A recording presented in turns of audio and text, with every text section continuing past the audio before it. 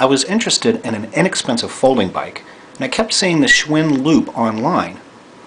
Its price was usually about $250, but I managed to find one under $200. The thing I couldn't find online is any specifications on what this bike is made of, what parts this bike comes with, how it folds. Every picture I saw of the Schwinn loop was the same photo over and over again. Well, I went ahead and took the risk, bought one, and now I'm going to do a mini review so those of you who are looking for a cheap folding bike can look to this video and know exactly what you're getting before you buy a Schwinn loop. The first thing I noticed is that the Schwinn loop that I received was not the same as the Schwinn loops in everyone's pictures. You'll see here that this seat tube goes straight up from the bottom bracket to the seat clamp. In all the pictures, the Schwinn loop actually has a full loop here with the seat tube only going about halfway down. My guess is there was some structural problems with this design, so Schwinn went with a more conventional frame design. In a few of the product listings, they listed the frame as being alloy. Well, alloy could be anything. It could be a steel alloy or an aluminum alloy. So I was curious as to what I would get for under $200 in a folding bike. Well, much to my surprise, the magnet doesn't lie. The frame is actually aluminum alloy. The fork, of course, is steel. Another way you could tell that it's aluminum is this very large weld, and it's heavily gusseted. So it's a fairly durable frame, I'm sure. I read a few complaints about people saying that the seat was uncomfortable. Well, it is uncomfortable. It looks wide and it feels soft, but the fact of the matter is the plastic shell has very little give in it.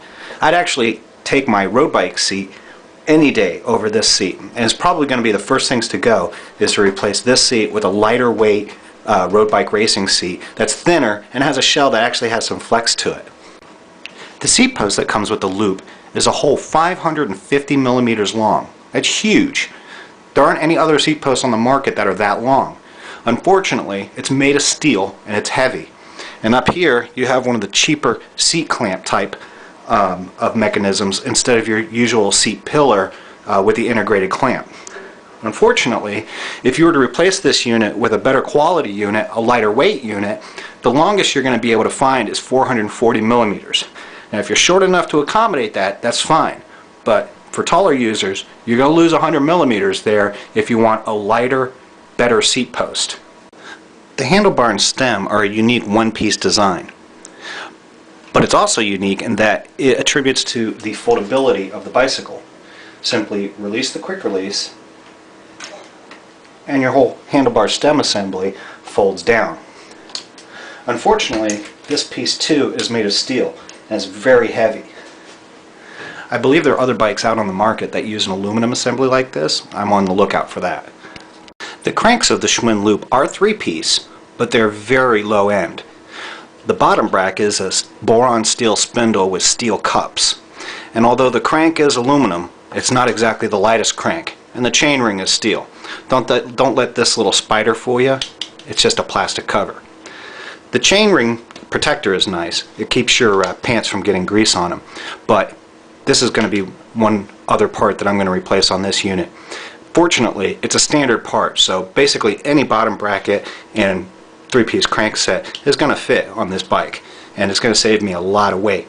Also, the crank length is only 165 millimeters. That's pretty short. A tall guy like me, I could use something that's 180 millimeters.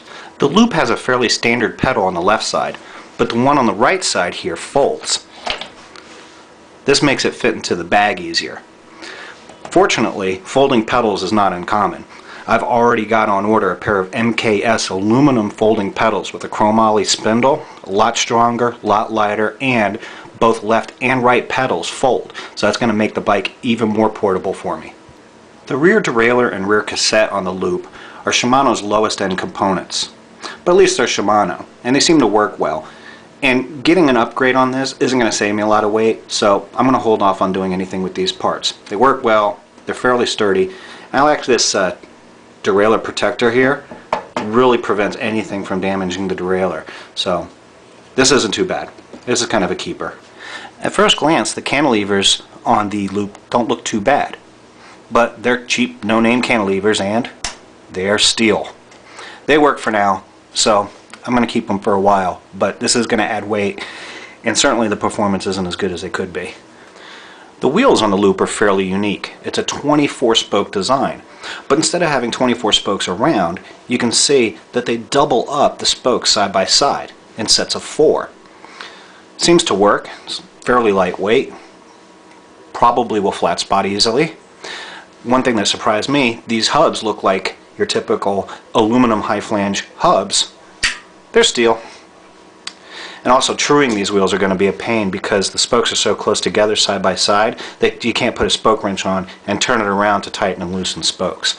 So I foresee that being a problem in the future.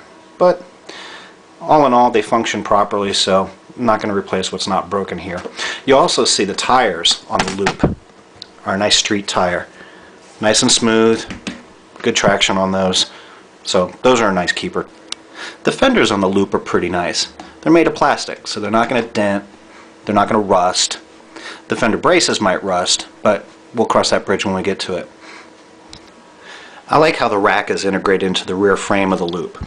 It makes for a very large rack without adding any additional weight to the frame because it's using the same aluminum as the rest of the frame. It's very big, it's going to carry a lot of stuff, so I'm looking forward to using that. And finally, up on our handlebars, you can see we've got some aluminum short reach brake levers and SRAM grip shifters. Not bad. Definitely a keeper for now. And now we're going to see how the loop folds. First, I fold up the pedal and slam the seat all the way down. Next, I unfasten the handlebar stem and fold the handlebar down. And then finally, I undo the hinge in the center and I fold the bike in half. All in all, takes me about 10 seconds to fold up.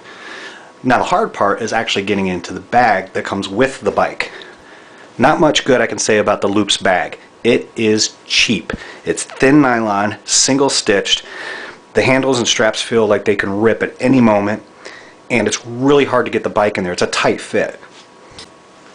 So where it only takes me 10 seconds to fold the bike up, it takes me a good 2 minutes to get in the bag. The bag ends up all lumpy and hard to carry, and like I said, it feels like it could rip and fall apart in any minute. Thinking about getting like a piece of luggage, maybe a Pullman that the bike can fit in. Something with some hard sides. So that's it. That's my quick Schwinn loop review. If you go on eBay, you might be able to find an independent bike dealer that sells these for as cheap as, say, $150, $160. Usually they're around $200. I've seen them as high as $250, $300. Stay away from those. It's just not worth that. But for under $200, pretty decent folding bike. I can take it on the Metra and ride between point A and point B.